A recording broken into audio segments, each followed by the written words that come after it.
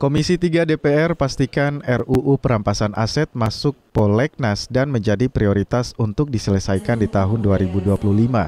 Ini diungkapkan anggota Komisi 3 DPR, Beni K. Harman, saat melakukan kunjungan kerja spesifik Komisi 3 DPR di Mapolda Sulawesi Selatan.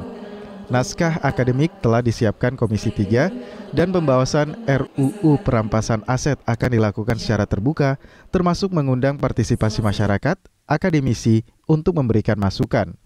RUU perampasan aset masuk program legislasi nasional dan menjadi prioritas.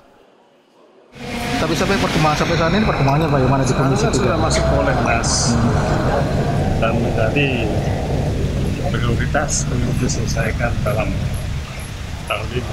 Apakah pembahasan nanti dengan naskah akademiknya oleh Komisi 3 kan sudah disiapkan dan terbuka dengan mengundang melibatkan partisipasi masyarakat seluas-luas, akademisi, civil society, masyarakat dan masukan.